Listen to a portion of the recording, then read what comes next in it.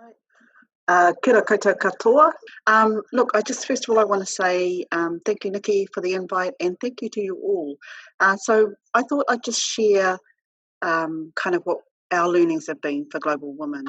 And I was just sharing with Joe and the others that, what COVID's done, I suppose, is we all kind of on a similar playing field, whether you're a large organisation or small. Of course, it's about scalability, but we've all kind of had to stand up and face up to kind of the same realities. So I've just for kind of visual purposes, I've just got a bit of a PowerPoint slide show. So I'm just going to put it on a share screen, which I've just learned how to do this morning. I think I'm so clever. So let's kind of sing. So Global Women, I think most of you know, we're a not-for-profit.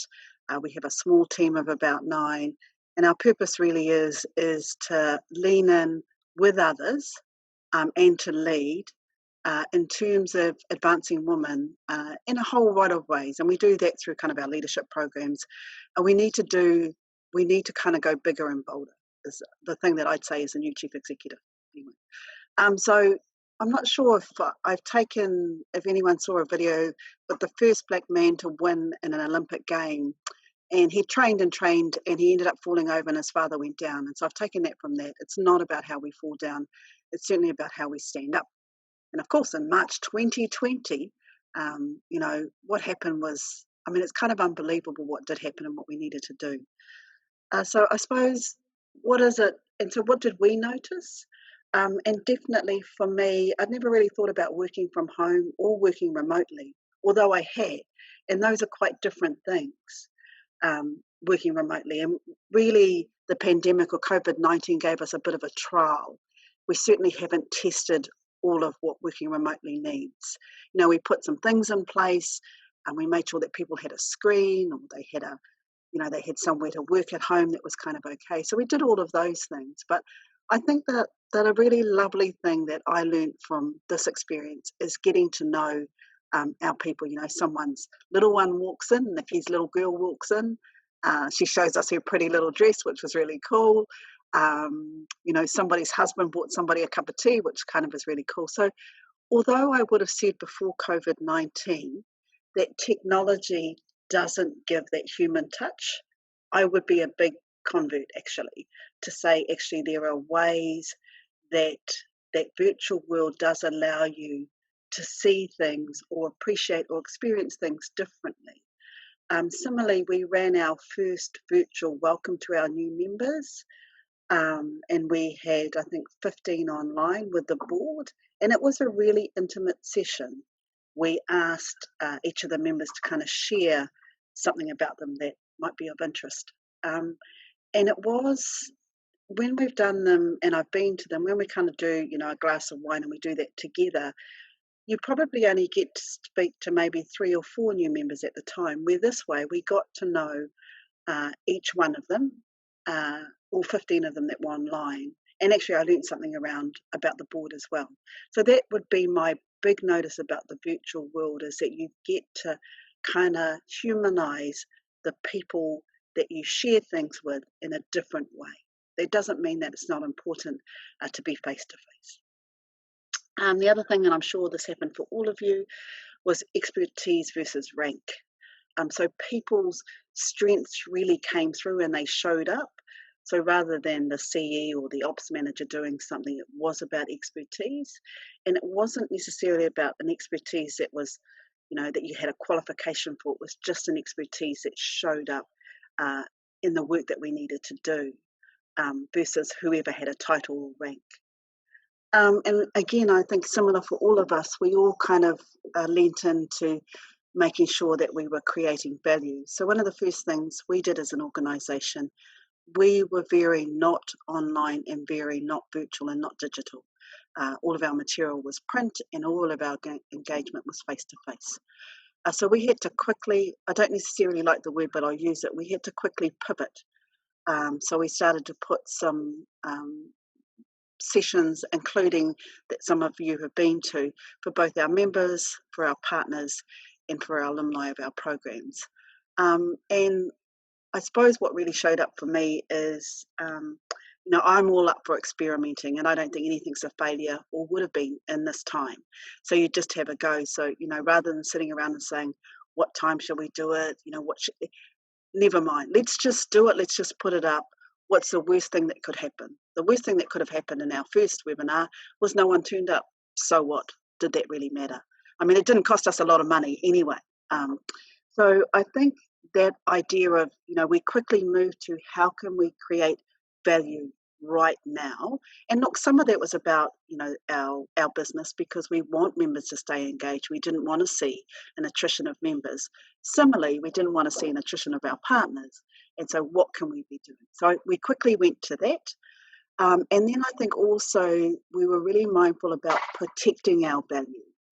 So one of the things that we did do, so most of you know we have two programs, Breakthrough Leaders and Activate. Now there was lots of discussion in the beginning about, well, why don't we just turn it to an online program? We can do this and we can do that. But of course, what we needed to be really careful about is protecting the value of the program. Yes, we could have taken it online, no doubt. What would have been the harm? And my decision was that we could have done more harm. So we put both those programs into recess for this year, and we will offer them out next year. So again, I think it's that being really careful that you don't quickly over digitize something or over go to the virtual and actually devalue the offer. So that would have been. And again, for all of us, the just in time to just in case, that's been, and I suppose my big notice there, that was a real challenge for my board. The board kind of more used to not the just in time, but something that's well planned, well thought out, well kind of thing. And to some extent, I think that was for the team, because that's how the organisation had operated. It's like, we know what this is, we're going to do this will be the outcome, and we'll be okay. But of course, we all had to move to not just in time, but just in case. And I think the just in case will continue on, that we are going to. I think for me, and the readings I've done and the conversations I've had with people, what we all would agree is that something like COVID-19 means anything's possible in the future. And we are going to have to stay in the just in case. And it's much more than a plan B. And it might be with our suppliers, it might be, so we'll move away, and I'll talk in the next slide, to more an ecosystem than just a group of partners or suppliers that we have. The big notice terms are in the team and working remotely and working from home. And again, this is probably not unusual for a lot of you, but it was unusual for us because we'd not worked remotely or from home as much. But individuals having more autonomy, which I think is great, but also with that more autonomy comes with more responsibility. And I'm not saying that the team didn't step up to that, because they certainly did, but it was new, and there were some learnings for all of us. What does that mean when you have more responsibility for the work that you do? And of course, again, not new for all of us, collaboration, inclusion, and accountability. What COVID-19 did for all of us was really kind of made us think about how we accelerate that. But I think one of our learnings from doing the virtual work too is, how do you make sure that there is inclusion? Because it is quite easy not to, and that's even from managing the team, so we'd have our whip meetings, and I noticed that I needed to do something different to ensure that people were included, because it's much harder to see how people are really feeling when they're not in the office all day, or you haven't seen them come in the morning. You think, oh, they don't seem to be looking this, there seems to be something that they brought with them. So that stuff that we were seeing in the office, I couldn't see as a leader, nor could the team members. And so how do you kind of sense make that in the virtual world? And that's what I mean about that working remotely. For us, it's been a huge learning curve, and particularly for me. There's some things that I think I did really well, but there's certainly some things that I learned that I need to continue to learn and relearn and adapt my management style or my leadership style. And I suppose, what will we keep?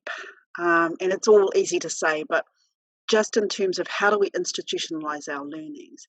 And one of those is to make sure that we kind of don't go back to where we've come from.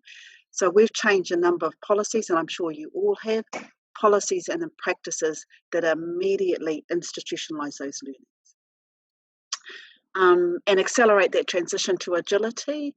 I suppose if I was being really honest and frank, we weren't an agile organisation. Very traditional in the ways that we did things, whether that's the budget or the planning. It was like, that worked last year, let's do that again. And I think what that did for the organisation in COVID-19 is we didn't have an infrastructure that allowed us to quickly draw data and make some other decisions so we could kind of pivot quickly. So that's what I mean from that. So the organisation's a good organisation, it's done some good work, but I would say that we weren't an agile organisation. So that's been a big learning. And again, how staff and our team have had to adapt to that agility hasn't been easy. And again, I'll share, so through COVID-19, we did have a staff member leave, not going to another opportunity. And I think, again, I'm happy to own that part of that was the way that I might have led and managed that, but also that change from an organisation that's quite stayed in the way it is to an agile is difficult. So my learning from that is, you have to do much more to keep people on that journey as you do that thing. Again, I talked about this before, but that kind of an ecosystem approach rather than some suppliers and some. So what is that ecosystem? How do we rely on each other? And in our ecosystem, can we have suppliers that are supplying different things talking to each other? And why wouldn't we? And that has happened, and it means that we all get greater benefit, greater value, and most certainly greater relationships for sure. And I've said, we all know, for many of you, probably digitization is something that you live and breathe every day. It wasn't for us, but again, I think my learning is that we need to accelerate our digitization or using digital, but we need to do that intelligently. And I suppose what I mean from that is we need to do that really carefully and curate that well. So the methodology we're using at the moment is probably, I suppose, one step at a time. Do it, test it, iterate. Do it, test it, iterate. So what the organisation needs to understand and the board needs to understand, that it won't be quick to resolve, but it will be well considered, and it will mean that we will drop it, embed it, and when we need to do more, we'll have a really solid kind of grounding to that. And I suppose again on the top of everyone's mind is, as we return to work or we return to what we're doing, is that we make sure that we continue to reimagine. In COVID-19, we've been forced in some way, or coerced, whatever, into having to reimagine the world. What we need to make sure is that we're reimagining and not just returning. Otherwise, all of the good work that we've done and all of the possibilities are going to kind of be lost. I think that idea of building muscle, like what's the muscle, and it's that muscle of continuity. And again, look, I'm sure there's many of you that could teach me lots of lessons around that, and adaptive and that resilience. And again, I think for me, resilience showed up a little bit differently in COVID-19, and we have to do much more around that.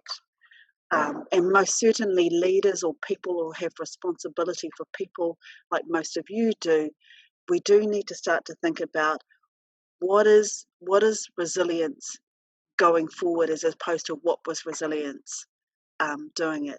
And again, we're not a large organisation, but the other thing, of course, is we need to think about career planning. Used to be really long, but we're going to have to find some ways that we shorten that. And how do we get people to be leaders of thought as well as leaders of people very quickly, because we're not going to have that long runway. Oh, we shouldn't think that we have. We might, but we need to think that we mightn't have that long runway that we've always had in the past. And I suppose, so for me, now is the time. Look, I'm really excited about the opportunities. My board get really nervous because I'm a bit too entrepreneurial with some of the things that I think, but I have enough people that kind of will keep me grounded. And I suppose the other thing is that it is about redesigning for the long game, and it's interesting.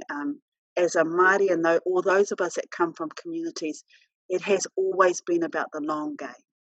So COVID-19 is not something that necessarily, it was difficult, but doesn't disrupt us in the same way, because it's not a destination, it's just a journey, and you get somewhere and there'll be somewhere else to kind of to go to. So that's the whole thing about, we need to redesign, or we need to design for a long game that has sprints in it. So yep, we've got there, like I just shared in terms of the career path.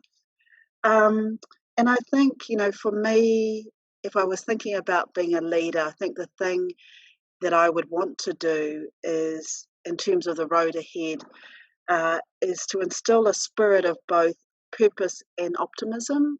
That whole idea that there's so much uncertainty, and even though there's going to be an uncertain future, that with effort, that it's going to be a better one. Anyway, that is my share for our journey. Really appreciate everyone taking the time, and kind of kia kaha, good luck, stay well. Thanks. Thank you so much, Agnes. We are going to pass over to Jo now, who is going to start us off on the workshop. So to any of you who haven't had the pleasure of meeting Jo is from Future Work Studio, and she's absolutely amazing. So take it away, Jo. Kia ora, thank you, that's very kind, and thank you, Agnes, for the great introduction. I'm just going to bring this up. Well, Morena, and thank you for the opportunity to have this conversation today. Just for those of you who haven't met me before, my background is in strategic human resources and business leadership. Most of that time spent with New Zealand and then with Fonterra. So lovely to see Hayley on the call today. Kia ora, Hayley. And about 18 months ago, I left and co-founded a business with my business partner, Vincent, who is equally passionate as I am around the future of work and the opportunity to navigate a different future for New Zealand. So today, really want to have a conversation around what's been happening the last 8 weeks, your experiences of that. Why is the future of work even relevant when we're talking about diversity and inclusion, and what's the role that each of us can play in that? And very much would like this to be a workshop. So I've got some thought provokers, and then we'll do some breakouts as well. So we'll get into it. So the last 8 weeks, or 12 weeks really now, COVID has changed everything. It's been an unusual period for all of us. For those of us operating in the future of work, the really interesting thing is that we've talked a lot about digital transformation, the changes coming, the future of work, and all of a sudden, COVID has just brought everything into sharp focus. And that's been a very accelerated learning period. Oops. The exciting thing is that it's actually provoked this really incredible mindset shift. And, probably all of you, like me, have watched with amazement at times as businesses have just completely pivoted. If you look at the image there of hairdressing, a barber operating online, giving instructions how to give a haircut at home. My local gym, like many others, pivoted within 48 hours and put classes online. We've seen people work from home who've never worked from home before, and leaders with teams who've always said, you need to be in the office and I need to see you, suddenly adapting to this whole new way of working with remote working. And we've seen huge innovation, with the supermarket queues. Within a week, someone had developed an app that you could go online and check what the queue was going to be like at your local supermarket. So that ability, when faced with immediate change and no choice, to shift our mindset is phenomenal. And, one of the reflections that I'm taking away from this is it shouldn't take a crisis, or why does it take a crisis? for us to really open up our minds and think about these new ways of working. And we've mostly adjusted. It's been interesting. We talked about Nikki and, kids in the background, pets in the background, but how amazing to get to know the whole person, over the last period of time. It's just been fabulous, to be on calls and see random people walking in the background, kids come and wave. A little bit, as Agnes said, it's actually formed this incredible sense of community, which has been incredibly powerful. And in fact, with Zoom breakouts and various other online tools, many of us have been able to connect with new people in a way that perhaps we wouldn't have previously. So some incredible positives. But the experience has been varied, and I really want to call out this amazing Instagram post, which I'll just pause for a few minutes so you can have a look at it if you haven't seen it. But it's worthwhile also remembering that the experience that many of us have had as professionals working from home has not been the same experience that many others have had, and this is a very powerful story that was put up from year 13. She is the head girl at Aorere College. I'm not going to do a disservice by mispronouncing her name, but I have referenced her name below. She goes by the name of Rascal Girl on Instagram if you want to follow her. And an incredible youth leader, really pulling some of these different experiences into sharp relief.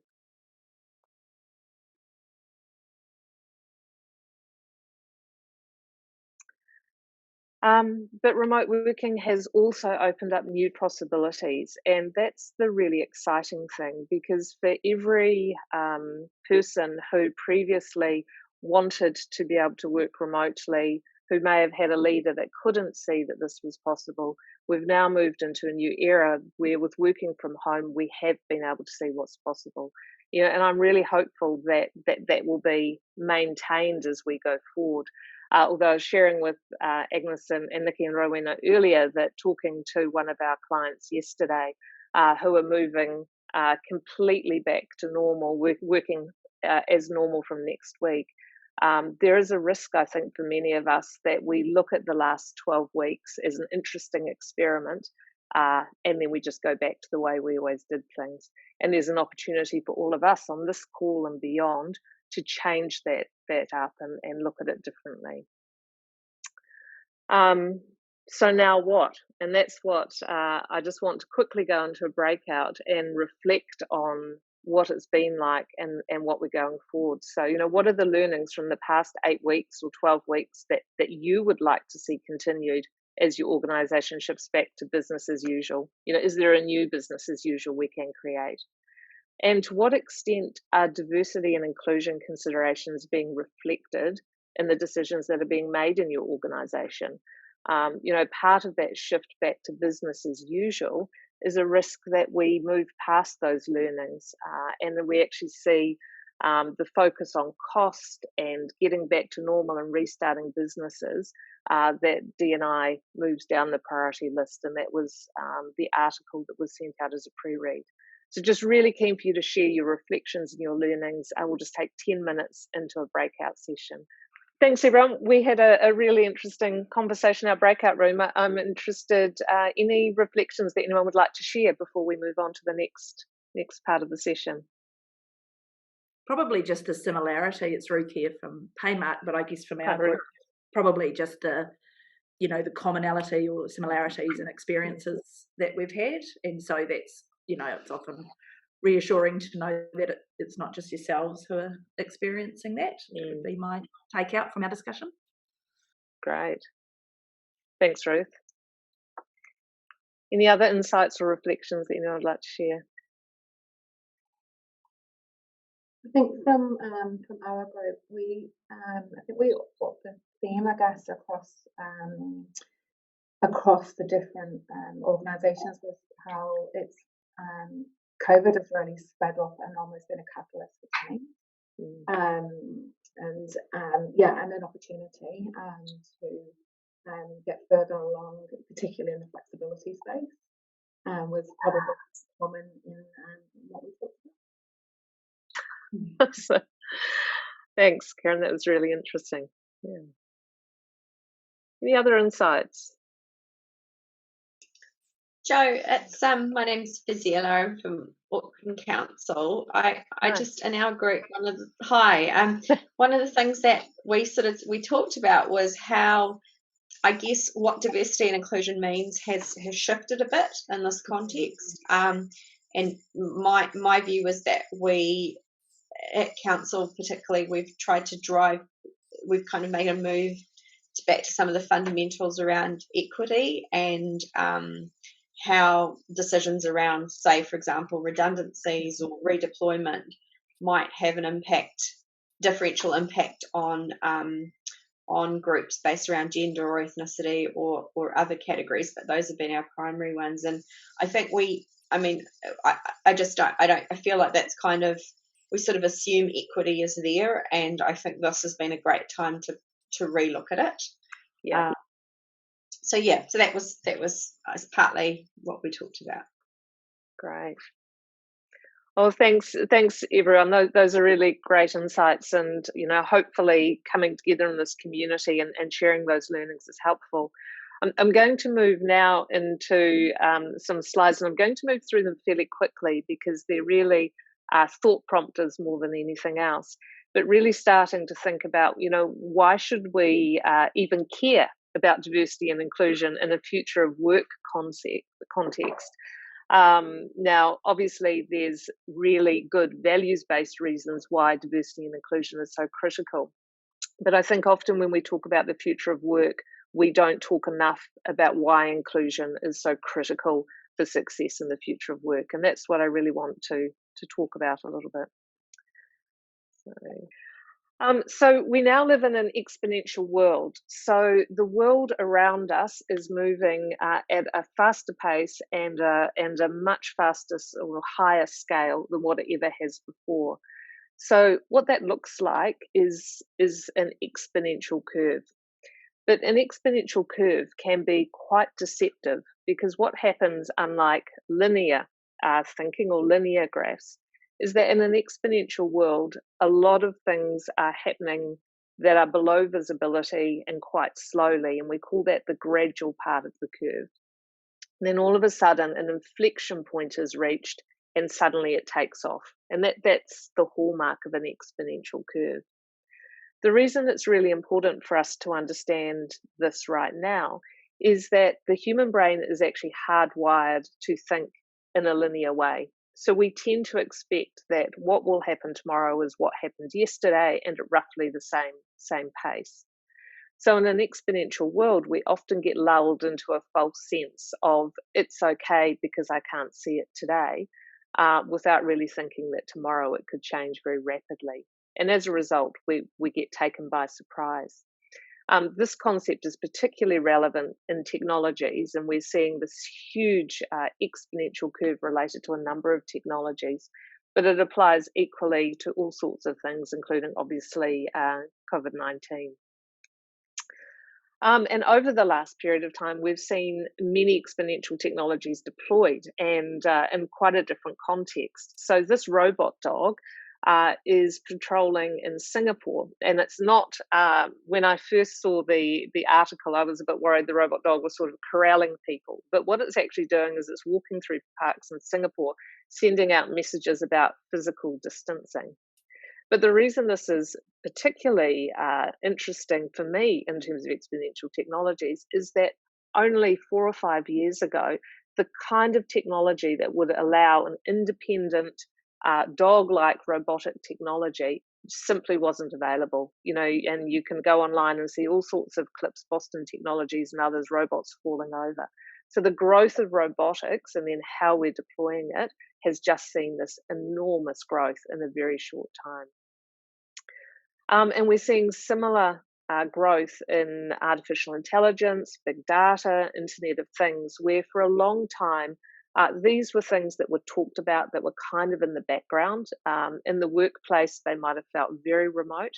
But because of this exponential curve and the acceleration that's particularly happened over the last 3 or 4 months, what we're seeing is this plethora of solutions based on AI and big data, and really helping and informing those practical solutions as we look at how we move forward. But with all these technologies, there's a flip side. And in the workplace, it's really important that we think about in the flip side, particularly in a diversity and inclusion context. You know, we need to be thinking about privacy, we need to be thinking about ethics, and we need to be thinking about what is happening with the surveillance. In the US at the moment, for example, in the Black Lives Matter movement, the contact tracing apps that were developed for COVID are starting to be used to track protesters.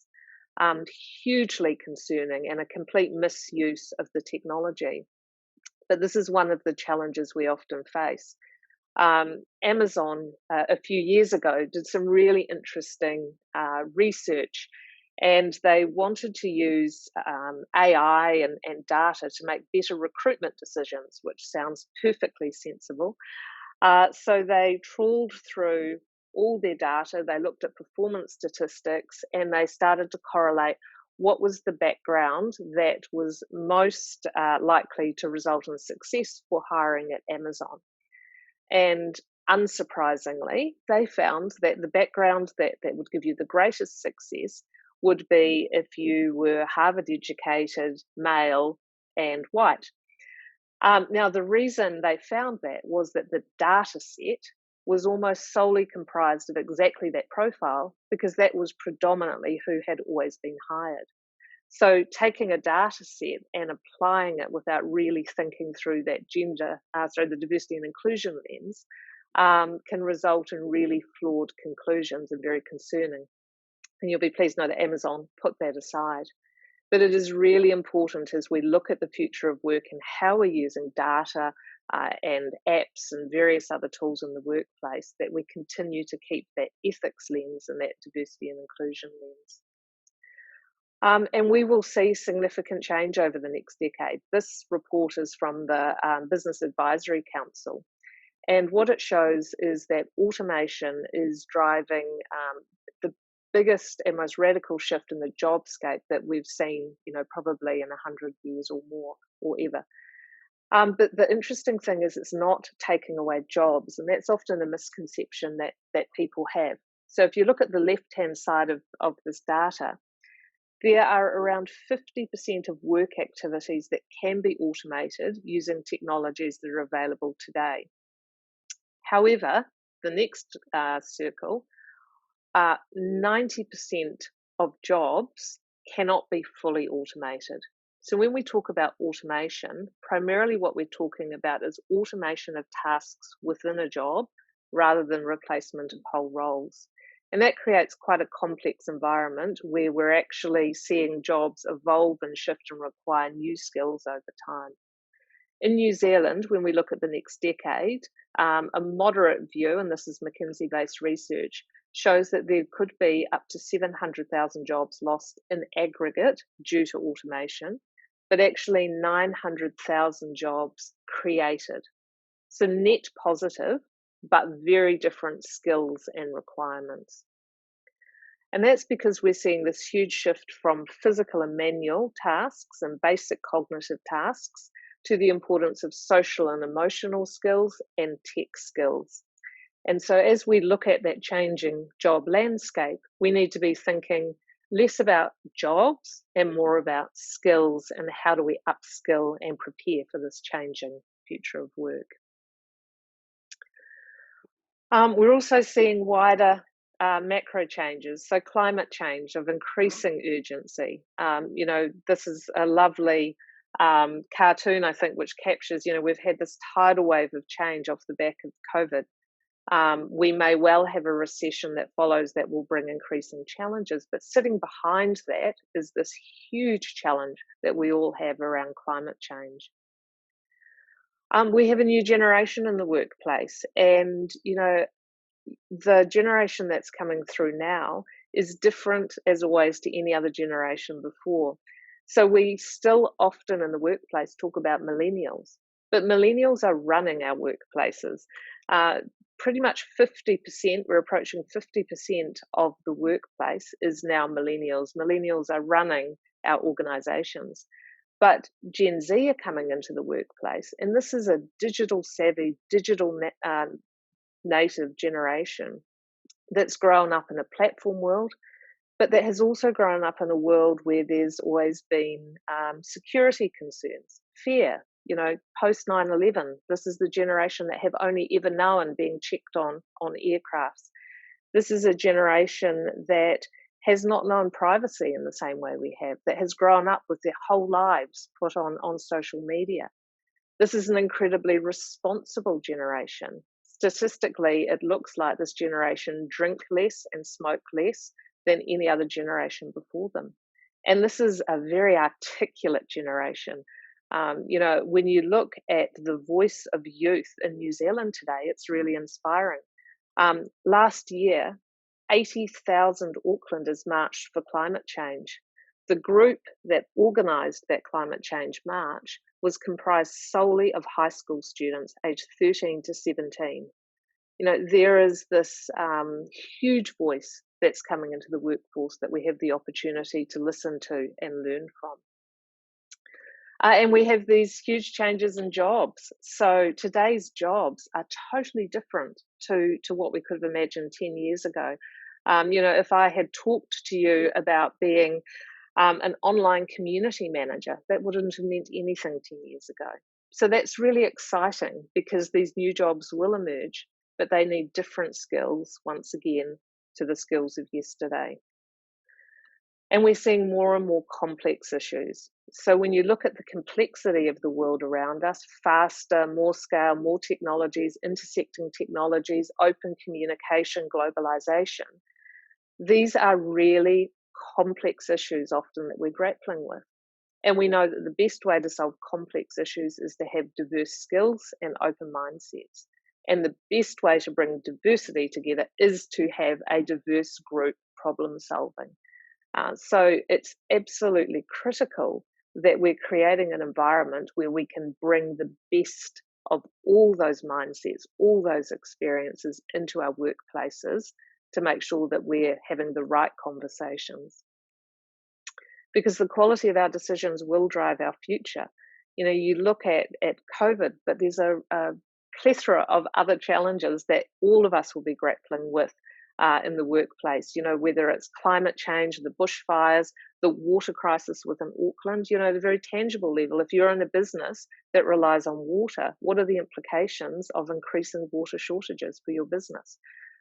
Looking at social change, looking at computer viruses. We could be taken out nationally by a virus. What would that mean? How would we respond to that? We're an agricultural based country, so what does it mean when we have disease, for our dairy industry or our bee industry or our wine industry? There are so many challenges, but with the right mindsets and that diversity of thinking, actually we have the opportunity to solve these. But we have a big journey ahead if we are going to be more inclusive. And I really want to acknowledge Tupe Solomon Tanoi, who posted these stats on LinkedIn. When the Black Lives Matter protests have taken place in the US, I've seen a lot of correspondence with people saying that's not relevant to us here in New Zealand, but it really is. All of us are on this journey where we need to be more inclusive. And you look at these statistics and they're just simply not good enough for us to stand by and do nothing. But the great thing about tech is we have the opportunity to leverage tech to connect and amplify. And there are all sorts of businesses and technologies that are really starting to enhance inclusivity in the workplace. And I've just called out a few of them on this slide. This is another example. This is actually a Canadian burger chain that is using virtual reality to train workers with Down syndrome who basically are trained using VR before they even come into the workplace, and then come in fully trained and fully productive and actually delivering amazing customer service because of the quality of their training. So thinking about how technologies can really enhance inclusivity is a huge opportunity we have for our workplaces. So the challenge or the opportunity I want to put to all of you is, what is the story that people will tell about your organisation over the next 10 years? Will they be celebrating enthusiastic innovation where you're leveraging those skills and creating an inclusive and belonging environment? Or do we put all the learnings of the last 12 weeks aside, all those conversations about community and connection, do we just park them and we carry on as we always have with our approaches of old? And this quote is from a McKinsey article about getting practical about the future of work. So I'm going to ask you to go into breakouts again and discuss, amongst yourselves, why is a diverse and inclusive workforce important in the changing world of work? And what are some practical ways that you as champions, as leaders, as supporting your champions in your workplace can make sure that diversity and inclusion stays as a priority, that it doesn't drop down that list as you head back to work? That your organisations understand that diversity and inclusion is vital to the success for us as workplaces, as communities, as a country. So insights, conversation, reflections. Anyone like to share?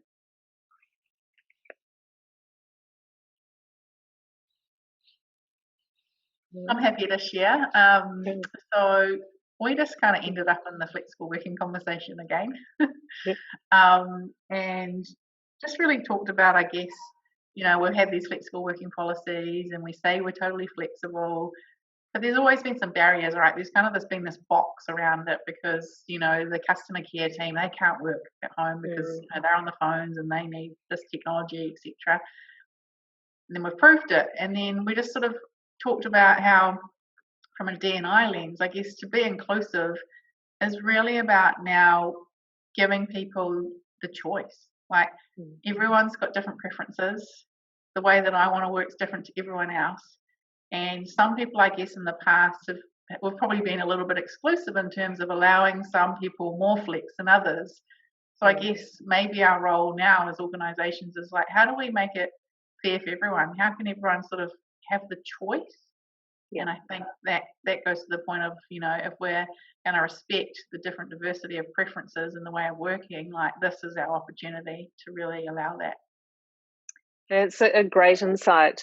My business partner uses the term location agnostic working or law, which is a lovely way to capture the fact that there are people who really enjoy working from home and would love to do more of it. There's also people for whom working from home is not a safe option because that may be an environment which is abusive, or they simply may not have the technology. And actually the workplace is where they want to be. For others who live further away from work, working in a third shared space is a compromise, or spending a bit of time in the cafe. It's the opportunity, as you say, how do we have the most inclusive policy that allows people to be at the best in the way they work without dictating one way of work for everyone. It's great insight.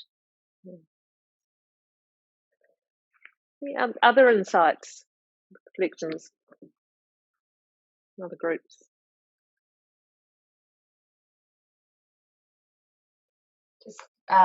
We talked a little bit around really re-engaging with the employee action groups or employee network groups, and how much of a role that those groups have in being able to pull people together across and give some focus around culture and what that might need to shape and move by. So it mightn't be a lot of financial support, but it might look like redeploying the skills within the organisation to be able to support those groups to do more and have a greater impact and have a greater reach and get greater advocacy. That's great. Yeah, really, really practical, providing forums for those voices. Absolutely. Any other reflections?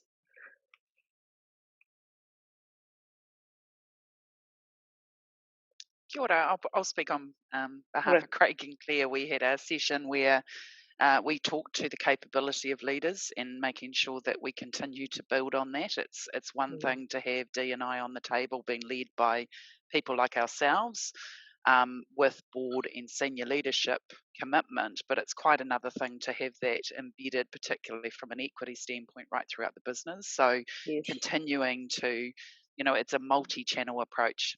To make sure that this is continuing to be on the table. There is not sort of one solution, and we almost need to bring all of these avenues together in order to make sure that we continue to gain or keep that traction up.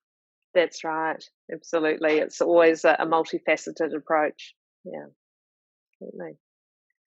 Great. Well, I hope you all had really good conversations, and perhaps it provokes the opportunity to keep thinking. Just going to move through because I'm conscious we've just got a few more minutes. So just some reflections building on that. There is a lot of media at the moment that there is a risk potentially that diversity and inclusion does become deprioritised because of the focus on cost or returning people to business.